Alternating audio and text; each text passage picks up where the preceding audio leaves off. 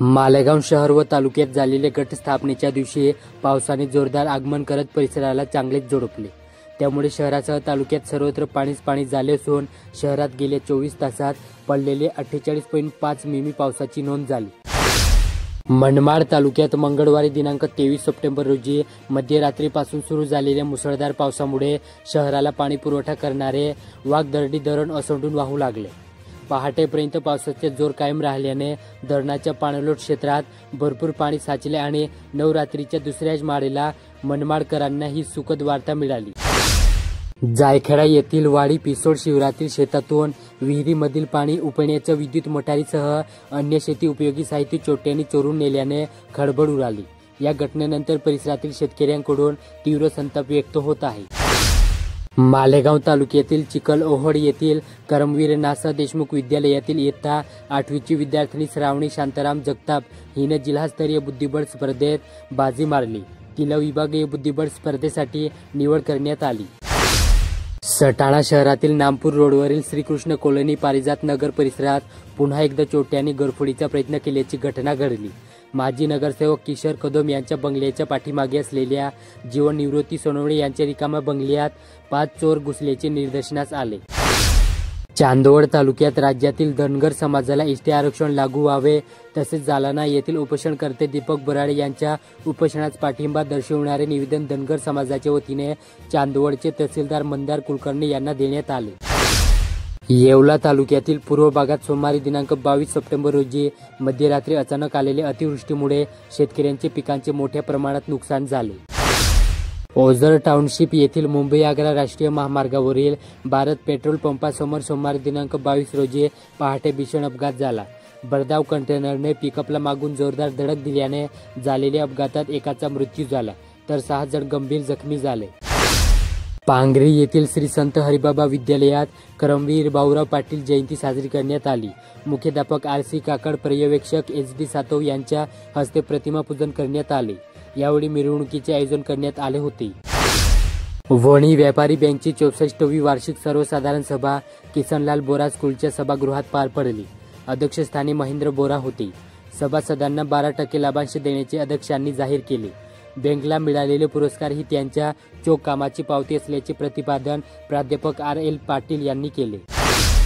पेठ तालुक्यात छत्रपती शिवाजी महाराजोत्सव अभियानांतर्गत दिनांक 17 सप्टेंबर ते 31 डिसेंबर या कालावधीत मुख्यमंत्री समृद्ध पंचायतराज अभियान राबवण्यात येत आहे। या अभियानात महिला सक्षमीकरणावर भर देण्यात आला आहे। हरणगाव येथे ग्रामपंचायतीच्या वतीने महिलांसाठी विशेष प्रशिक्षण शिबिराचे आयोजन करण्यात आले। देवडा तालुक्यातील मेशी येथील प्रसिद्ध ग्रामदैवत जगदंबा माता मंदिरात शारदीय नवरात्रोत्सवानिमित्त गावातील असंख्य महिलांनी घटस्थापना केली। 10 दिवस विविध धार्मिक कार्यक्रमाचे आयोजन करण्यात आले। जायखेडा येथील कृषी कार्यालयाची इमारत अनेक वर्षापासून बंद असल्याने परिसरातील शेतकऱ्यांची मोठ्या प्रमाणात गैरसोय होत आहे। तातडीने नवीन इमारत बांधून कार्यालय सुरू करावे अशी मागणी ग्रामपंचायत सदस्य अनिल अहेरे यांच्यासह शेतकऱ्यांनी केली। चांदवड तालुक्यात चांदवच्या कुलस्वामिनी रेणुका मातेच्या नवरात्रोत्सवास प्रारंभ झाला असून नवरात्रोत्सवात मंदिर पहाटे 4 वाजेपासून खुले होणार। रात्री 1 वाजेपर्यंत भाविकांना दर्शन घेता येईल अशी माहिती संस्थानचे व्यवस्थापक MK पवार सहव्यवस्थापक सुभाष पवार यांनी दिली।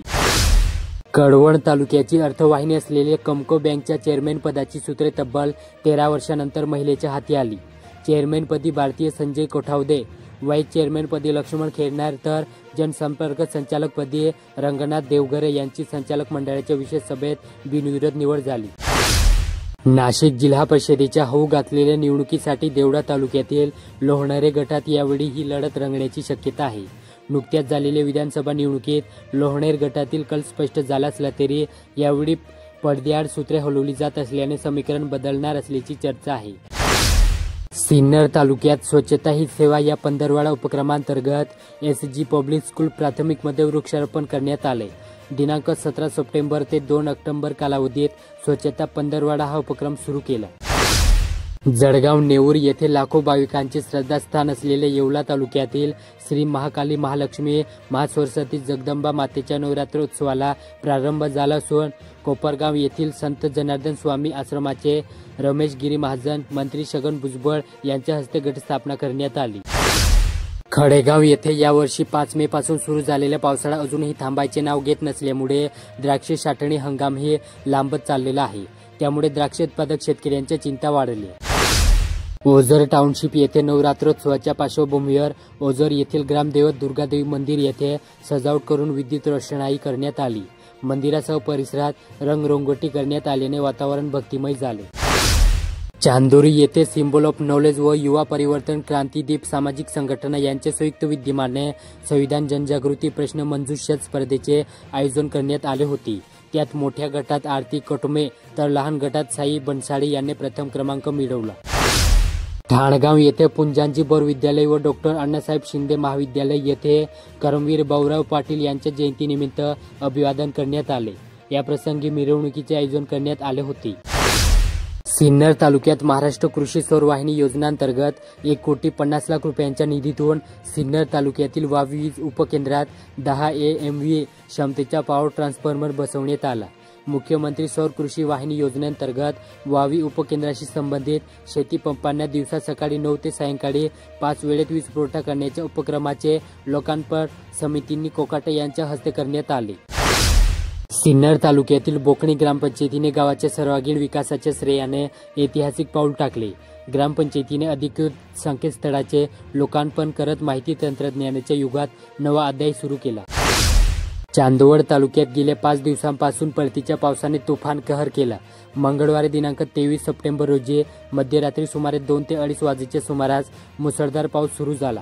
पावसामुळे चांदवड शहर व परिसरातील वीज पुरवठा रात्रीपासून तर मंगळवार दिवसभर खंडित राहिला. सटाणा तालुक्यात गेल्या 4 महिन्यात तालुक्यातील 3 ग्रामीण रुग्णालये तसेच 11 प्राथमिक आरोग्य केंद्रात एकूण 58 सर्पदंशांच्या घटना नोंदवण्यात आल्या. कळवण तालुक्यात सन 2024च्या विधानसभा निवडणुकीवेळी महायुती सरकारने घोषणा करूनही कर्जमाफीचे आश्वासन न पाळल्याने आणि जिल्हा मध्यवर्ती सहकारी बँकेकडून थकीत कर्जासाठी सक्तीने वसुली होत असल्याच्या निषेधार्थ कळवण तालुक्यातील शेतकऱ्यांनी घरावर शेतात काळे झेंडे लावून सरकारचा निषेध नोंदवला. मालेगाव तालुक्यातील वडगाम येथे सेवा पंधरवडा कार्यक्रमांतर्गत आरोग्य शिबिर पार पडले. या शिबिरातून वडगाव व परिसरातील 700हून अधिक रुग्णांनी आरोग्य सेवांचा लाभ घेतला. मालेगाव येथील लायन्स क्लब ऑफ मिडटाउन तर्फे KBH विद्यालयात टुगेदर एज वन थीम मध्ये आंतरराष्ट्रीय पीस पोस्टर चित्रकला स्पर्धा घेण्यात आली. अध्यक्षस्थानी प्राचार्य प्रफुल्ल निकम होते. त्र्यंबकेश्वर तालुक्यात वेद मंत्रांच्या जयघोषात आणि भक्तिपूर्ण वातावरणात त्र्यंबकेश्वर येथे शारदीय नवरात्रोत्सवाला प्रारंभ झाला. घरोघर घटस्थापना करण्यात आली. नगरीतील प्राचीन देवी मंदिरात देवींचा अभिषेक, शेंदूर लेपन आणि आकर्षक श्रुगांक करून आरती करण्यात आली.